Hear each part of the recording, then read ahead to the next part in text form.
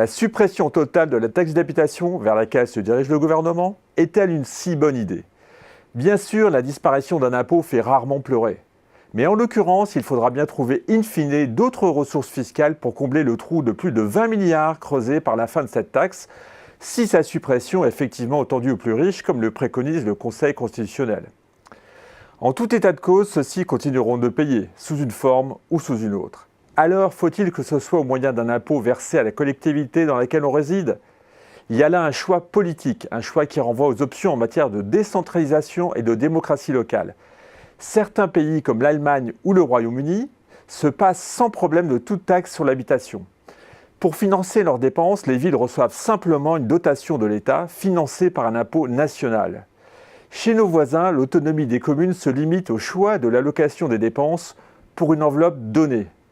Bercy voudrait bien aller dans ce sens d'une décentralisation fondée uniquement sur la dépense et non sur la fiscalité.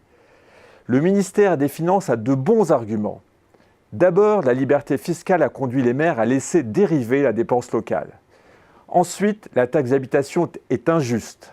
D'une part, parce que son calcul est fondé sur une valeur des logements estimée en 1970 et donc totalement obsolète. Toute tentative d'actualisation aurait entraîné des transferts de charges importants entre contribuables à haut risque de conflit. Les gagnants auraient accueilli l'allègement fiscal sans rien dire, tandis que les perdants auraient hurlé contre leur maire. D'autre part, c'est un impôt régressif, c'est-à-dire qu'il pèse d'autant moins lourd dans le budget des ménages qu'on s'élève dans l'échelle des revenus. Enfin, la TH, comme disent les spécialistes, est ingérable. Elle donne lieu à de nombreuses contestations de la part des contribuables et à beaucoup de fraudes. Du coup, les fonctionnaires du fisc qui en sont chargés s'arrachent les cheveux. Et il est le plus cher à gérer cet impôt. 4 à 5 % de la recette partent en frais de gestion contre moins de 1 % pour l'impôt sur le revenu. Autant supprimer cette taxe archaïque aux multiples défauts. Pourtant, la plupart des maires veulent la conserver au nom de la démocratie locale qui va de pair avec la responsabilité fiscale. À leurs yeux, débattre avec les électeurs du bon niveau des ressources de la commune et donc des impôts est essentiel. Ce sont les électeurs qui savent le mieux combien doit être dépensé et qui peuvent sanctionner les maires ayant eu la main trop lourde en matière fiscale. La contradiction entre Bercy soucieux de mettre fin à cette taxe et les élus locaux qui la défendent mordicus peut être résolue. Il serait possible de concevoir un impôt assurant l'autonomie fiscale des communes et corrigeant l'état de la taxe d'habitation. C'est la réforme que suggère le fiscaliste Marc Wolf qui a travaillé pour Terra Nova.